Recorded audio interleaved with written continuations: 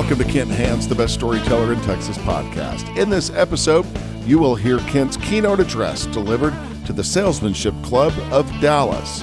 The Salesmanship Club of Dallas stands as a nonprofit service organization dedicated to fostering fellowship, philanthropy, and the overall welfare of the broader Dallas community. For over a century, the Salesmanship Club of Dallas has been unwavering in its commitment to spearheading innovation and making a lasting impact on the holistic well-being of children. Through its annual fundraising event, the CJ CUP Byron Nelson, the Salesmanship Club of Dallas has successfully generated over $185 million in support of the Momentous Institute.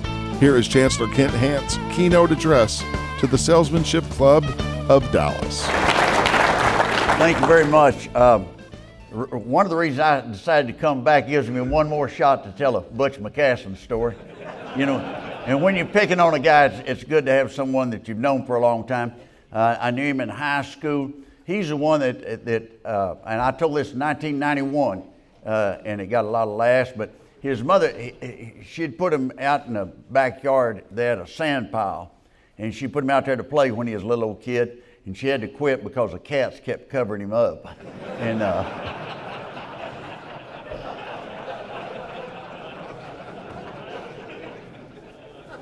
but said they didn't laugh that loud, and I said some of them didn't catch it. But I knew Butch and JD at the B&B Recreation Club in Hereford. I lived in Dimmitt, and I'd go over there, we'd shoot pool, and I was pretty good, and I was taking their money, and they bet me $5. $5 about 1958 is a lot of money. And they bet me $5 that they had a guy that could hold a collie dog and shoot with one hand and beat me. And I lost $5, and I'm still bitter about it. I never did get my money back. I also had former students here. You know, Michael Lewis was chairman of the board at Texas Tech and did a great job. A lot of people said it set education back 30 years, but it was not. It was only 15. And but he was a good chairman. Did a good job. Matt Maloof. Matt was a student of mine, and Matt had his granddad had a dry goods store in Post, and you knew if somebody had been shoplifting because there'd always be blood on the sidewalk. You know, and he had a cane, and he whipped you if he caught you shoplifting, he whipped you. There wasn't a lot of shoplifting went on in Post. My son-in-law, Phil Sorrells, is district attorney in Tarrant County, and he announced last week that he's prosecuting every shoplifting case in Tarrant County. So if you're going to steal something, even if it's only $5 or $10, he's going to try to put you in jail. And he said, be sure and remind them that so they'll stay in Dallas County. And I had friends in high school in West Texas that gave me a lot of material for my podcast, Kent Hand's Best Storyteller in Texas, and you can do the QR there, and it tells you, it gets you on the podcast. And you can find out how many people. We had one month we had 39,000, and there were 9 of them. They'll tell you what country they're from, what city. Houston, Dallas always number 1 or 2 for me, and Austin number 3. And but in March of this last year, there were 9 people in the Islamic Republic of Iran that listened. I couldn't figure that out. My wife said they're in jail, and that's part of the cruel and unusual punishment. They're going to put it on them. But we always have people, if there's oil production in a country, I always have some people, you know, there's some Texans, and they'll find that on the website, and they're homesick, and they'll listen to anything. But we want you to listen to it. I tell the story. My friend Snake Adams in high school, Snake had a brother named Bullet, and we went to a dance one night in Nazareth. I doubt, does anybody know where Nazareth is? It's way up there. And went to this dance, and we were going in. I'm cleaning this up. A guy said, "Are you Snake Adams?" And he said, "Yes." He said, "You've been," and said some things that, you know, used one word that you really said. "My girlfriend." That's what he said. And Snake said, "What's her name?" This guy said, Jane. He said, no James. He said, if I find somebody that did it, I'm going to whip him for you. He said, okay. We left, and his brother Bullock said, why did you just say no? He said, he would have thought I was lying. By inquiring, when somebody accuses you of something, if you'll start trying to get the facts, you can get time to get your feet back on the ground, and you can kind of lie your way out of it. I said, well, that's a heck of a deal. Snake was at the VFW. In them at the VFW, you could buy a beer there, and they were watching when the men landed on the moon, and it was quiet. And Snake said, that ain't the moon. And they said, what do you mean? He said, I've been there. And they said, you been there? And he said, yeah, it's not the moon. And they said, where is that? He said, it's between Gallup and Farmington. Somebody said, by golly, it does look like it. said he was right. That, I had an opportunity to serve with some colorful people. Ralph Hall, how many of you knew Ralph Hall?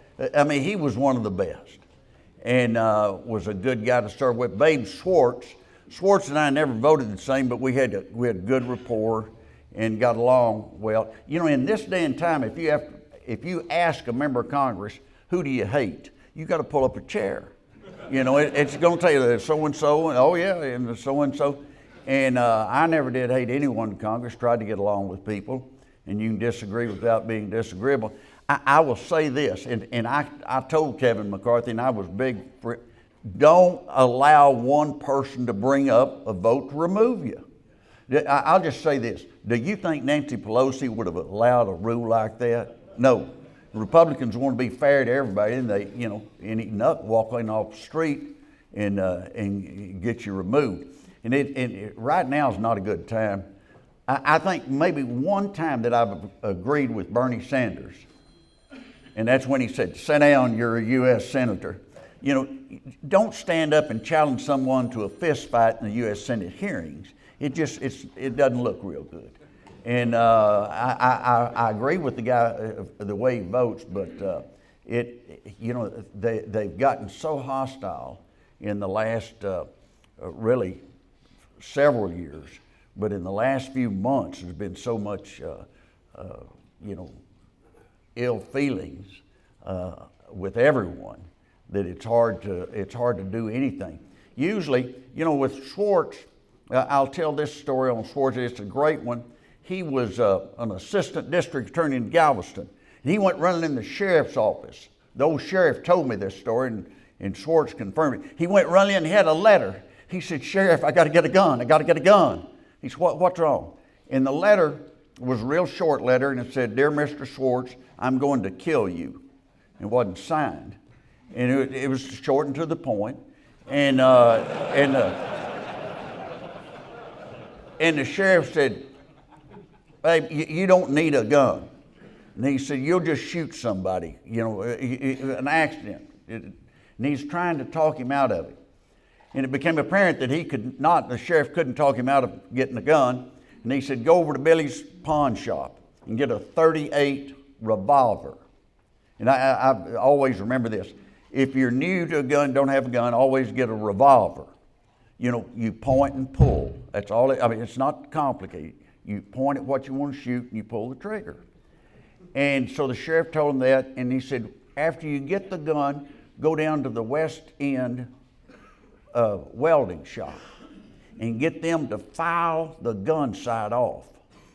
And he said, the gun sight? He said, it's like a little BB, and it's at the end of the barrel, and it helps you aim. And he said, why would I have them file it off? He said, because that way when they take it away from you and stick it up your rear, it won't hurt so bad.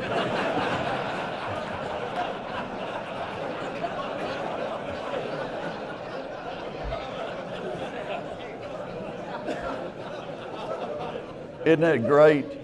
I said, what'd you do? He said, I didn't buy the gun. He said, I got to think about it. He may have been right.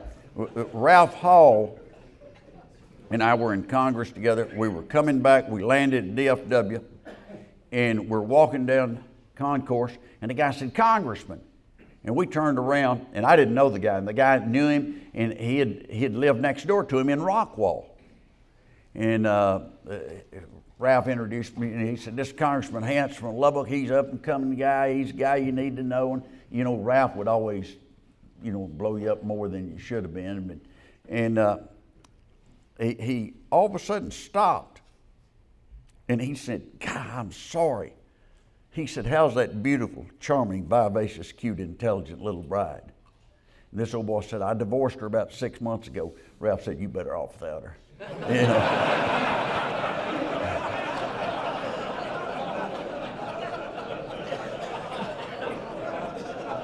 Ralph was good.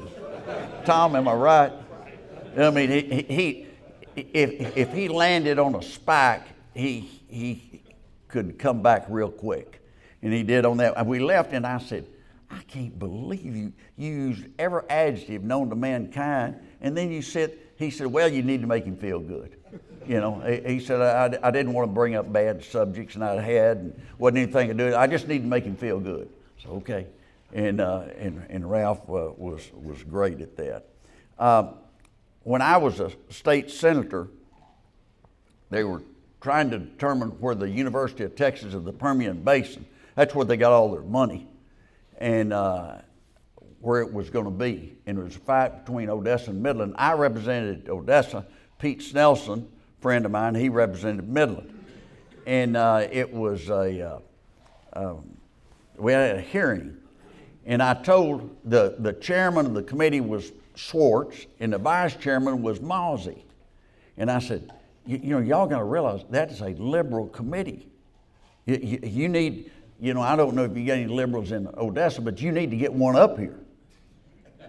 And they said, we got one as president of the ACLU named Warren Burnett.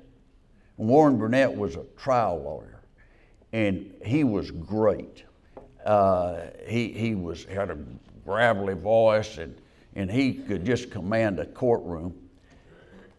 And I said, well, Warren, he has liquid lunch, and he's a little rough sometimes. He's got some rough edges.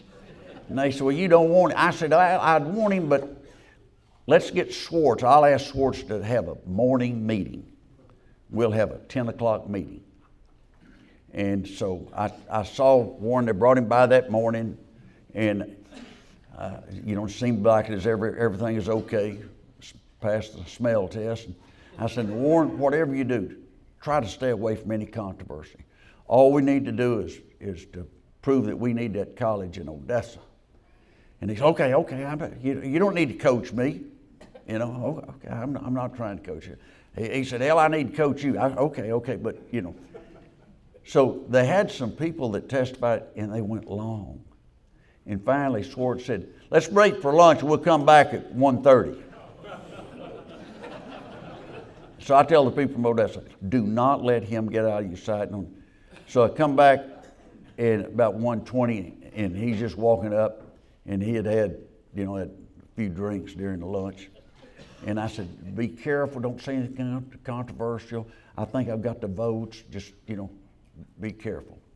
So he testified, and he did a great job. And then Senator Schwartz said, Mr. Burnett, do you think there's really a need in Odessa for a 4-year college?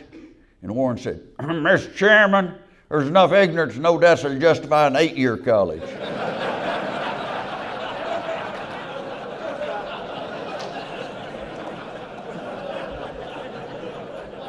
The Odessa guys were really upset. And every time I'd see him after that, he'd say, Odessa had never gotten to school if it hadn't been for my testimony. And he later went to the grave thinking that and believing that.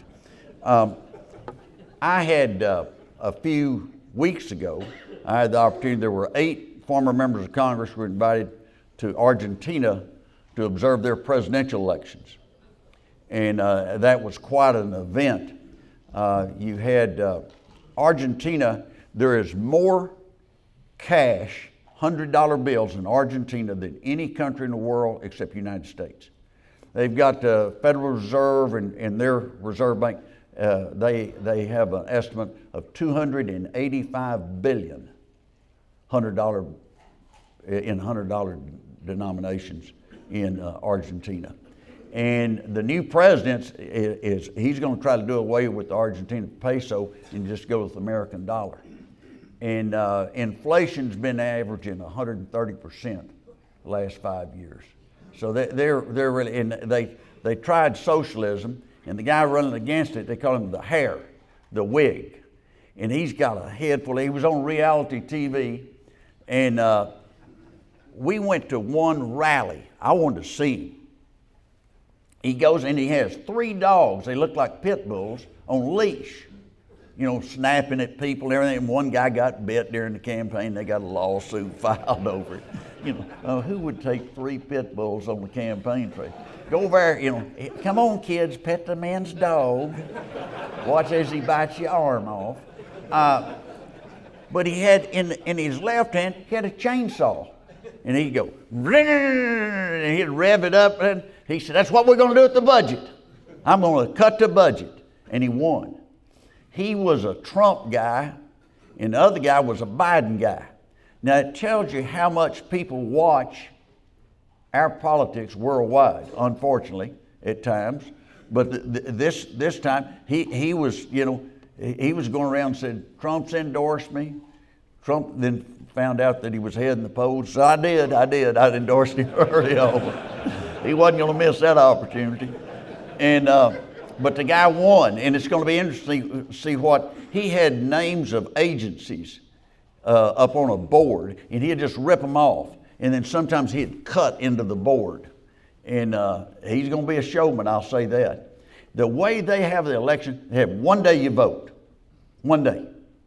Now, to vote early, you've got to have a doctor's excuse. I mean, they don't have 1/10 of 1% vote early.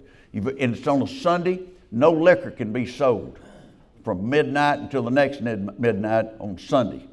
And the way they vote, the ballots, they're perforated, and they got the pictures. So if you can identify a picture, and it'll have their name down at the bottom, then you just pull it, tear it off, sign your name, put it in the box, and they have people that count, and they can't have any party affiliation. And they just get paid to count votes, and they start counting that morning at 7 o'clock. And results are in, and by 10 o'clock they have it, that's it. They have a winner, and they're on down the road. And that if you can recognize somebody, or if you can't read, all you got to do is just recognize them and tear it out, sign the back of it, and be on the road. There's no parking tickets are issued that day. And we go over to one polling place, and there were cars probably 5 or 6 deep. People just leave their car, go in and vote, and then come back, get in their car. And it was a terrible jam, but it's a beautiful country. And it's a great country. It's got great natural resources. And if they hadn't had so much government, they'd probably be in great shape. And maybe this guy can save them. Maybe he can't. I don't know. But I just never seen anyone show up with a chainsaw and 3 pit bulls at a, you know, I mean, it sends a pretty strong message that you're serious about something. You don't know what he's serious about, but you know he's serious about something. I spoke here in 91. I'll tell you the big thing, the serious thing to think about, the biggest problem in 91 was the entitlements. And that's eating up the budget. And everybody's afraid to say the word Social Security. And that, you know, it's just the people are living longer. Yugoslavia made a decision that they were going to do away, try to stop smoking. And the guy running the Social Security said, the hell, it's going to break our Social Security, you know. And I mean, they got an argument over it. It was a big part of the debate. And that, but entitlement, it's the toughest thing there is. My chief of staff when I was chancellor at Texas Tech is a guy named Jody Arrington, who is now chairman of the Budget Committee in Congress. And he got elected 3 times, 3 sessions ago. And it's pretty unusual for someone to go up the ranks that fast. And something that I hadn't heard anybody talking about, the majority leader and the speaker are both from Louisiana. And Louisiana, I mean, they have some rough politics. I listened to an ad one time. A guy was running against some other guy for state senate, and he said, my opponent is a lying, cheating, stealing, no good for nothing SOB, and those are his good points. Kind of went downhill after that. They have a different strategy altogether. We're going through difficult times. I don't know that they can ever get together. What's happened is that with your cable, that you have Fox, MSNBC, and CNN. And CNN and MSNBC are going to be very liberal. Fox is going to be conservative. And the only way you get on, if you're a member of Congress, you got to say something pretty sensational. If you don't say, if you're just a workhorse trying to get problems up, you just don't get much TV time. And so they spend most of the time trying to raise money for the next election. And it's been very difficult. I remember when I was in Congress and Russell Long and Bob Dole and Lloyd Benson were making decisions, and they'd make decisions and they'd stay put. We were in a conference committee one night, the House and the Senate, and we had a break at 4 o'clock in the morning, and I went back to my office, sleep a little, and then I noticed I hear somebody come in my door, and it was Senator Long, Russell Long, and he got a guard to let him in my office. And he said, are you asleep? I had a towel over my eyes. No, Senator, I'm just hoping you'd drop by. He said, I got a little deal on the committee amendment, and it has to do with LSU and some other schools, and he said it's really about history and everything, and it's not going to cost any money, and I need you to help me on the House side. And I said, I was wanting to get rid of him, and I said, sure, I'll help you. And I helped him in. I didn't think anything about it. And I was in Plainview, Texas, and made the speech, and somebody from the Washington Post had called me, and they wanted to know about the amendment that I voted for that exempt, you got where you couldn't give 100% deduction on taking somebody to a football game. You could deduct 60% of or something. But there was an exception for LSU, and that wonder how that got in there, And Russell Long was pretty shrewd on what he was doing, and it's in the real legislative process. You got to be able to look at the big picture and try to pass something that's not bad and that you can live with. I look at what's happening in Israel, what's happening in Ukraine. We have some tough times, but this is a pretty good country to be in, and that we're fortunate, and that the internal fights are very difficult from time to time, and that you've got all these networks are they're wanting to say things, and it does make it difficult. And I feel for a lot of the people that are serving now that they're trying to come up with solutions. But it's hard to be in a solution because the people on the internet, they're going to be moving more to the right if they're Republican, more to the left they're Democrat. So it's hard to reach a compromise than it used to be. And you look at the deficits, it will not sustain. I said this in 91 when I was here, and I'm still telling you, that when you have unlimited sums that are going to be added to a budget no matter what, that just won't work. We made some adjustments on Social Security in 1982 when I was in Congress, and that was the last Congress where it was made. But now, if somebody even hints that everybody jumps on them and they try to scare people that they're going to take your Social Security away from you. And they've seen that's a political ad, and unfortunately people have not agreed to take it on and fight it. And that's just one of the big things we have. The border, I noticed that the present administration that didn't, they were against fences, and fences were, now they're starting to look at building a fence. And if you've talked to someone in Eagle Pass or Laredo or any place, it's just been unbelievable. And no one really got mad in the sanctuary cities until Governor Abbott had them dumped there, and they got mad about it. And I don't, if I lived in Guatemala or lived anywhere, I would want to come to the United States. I understand that. But you cannot have completely, no restraint on your border whatsoever. And that's a big issue, and it's not, it's not going to go away. Some people say, well, those are future voters. It doesn't matter what they are or what they're not. It needs to be that they've got, there's some control, that you have to have some type of control over your borders, and we've completely lost that. I think that of all the people I've served with, some of the best, Phil Graham was always good. Phil has written a book that's out, and I'll send y'all the name of it in your newsletter. It's a very good book, and he's talking about there is a myth that the wealthy are getting wealthier at the expense of those that don't have much. It's just the opposite. And that it's well done. It's written with two other professors, and I think that you would like it. In campaigning, if any of you ever want to run for office, check with me before you do. I might tell you some things and you decide maybe I don't want to do that. It makes you appreciate other things.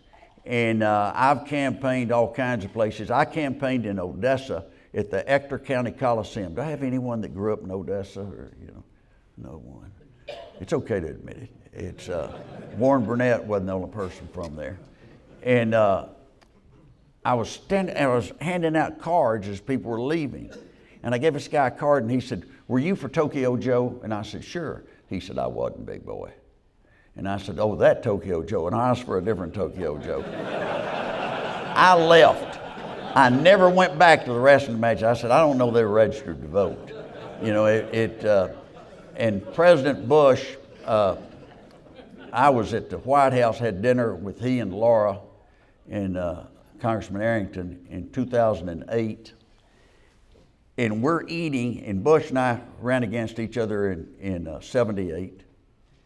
And we're eating, and Bush says, "Hans, who is the guy you had run that marathon?" And I was kind of like a snake, throw him off. And I said, "Oh, what marathon?" He said, "You know what I'm talking about." And Cancer Society had a marathon in 78, and they tried to get the opponents in the congressional race to run. I was 35 and was smart enough not to run. He was young and naive at the time and was 31, and he signed up to run 26 miles. But what I did do, I had a guy named Vic Henry who was a cross-country runner, Texas Tech, and he had on a t-shirt that said, "Hans is ahead." And I told him, "You stay 15 feet in front of him." And we got a bumper sticker that we put on his trunks that said "Hans for Congress." And Bush said, "I followed that guy 26 miles.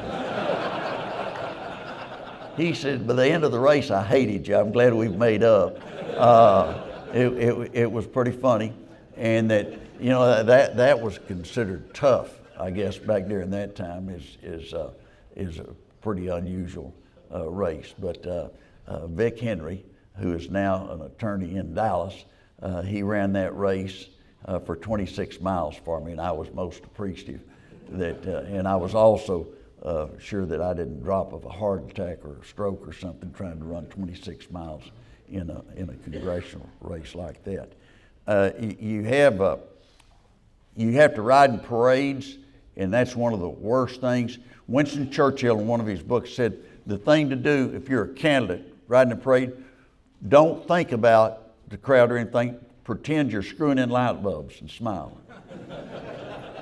And I think that's good advice. I was invited to be the parade marshal in Denver City, Texas, and that Denver City in Yoakum County out in West Texas, and that I got there and I found the parade guy and told him who I was, and he said, "Yeah, we're glad you're here." And then I'd carried Reagan's tax cut, and I'd been on Today's Show and Meet the Press, some things like that. I was riding pretty high, and the guy said, I said, "Where's my float or convertible or whatever?" And he said, you drove over here, did you?"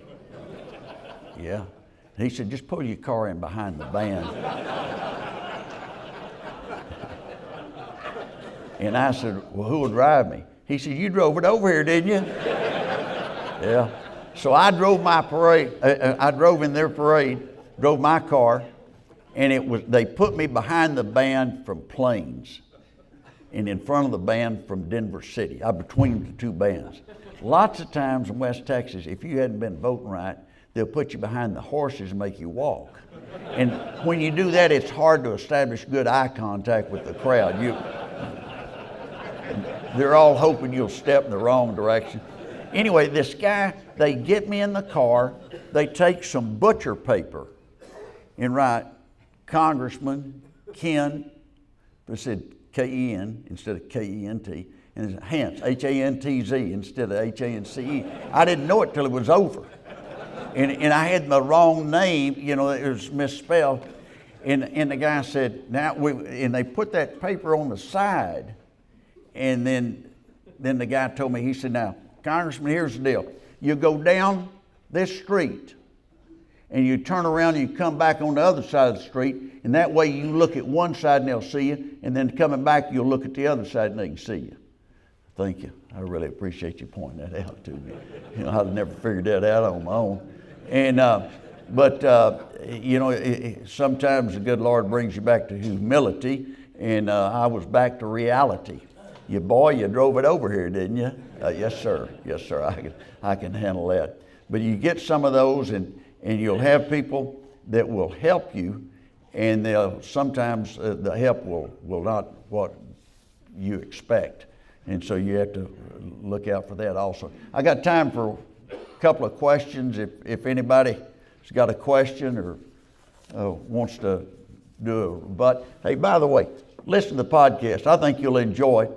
And I enjoy doing it. And I've had guests on there. I've had Ben Carson, was excellent. Had Ed Whitaker. He told about how when he was head of AT&T, he cut a deal with a guy that his staff brought him that he had never heard of called Steve Jobs. And he got the exclusive on the iPhone for 6 years. And I've had Rick Perry and had just a bunch of people that are really pretty good and it's funny, but also you'll learn something. Thank you very much.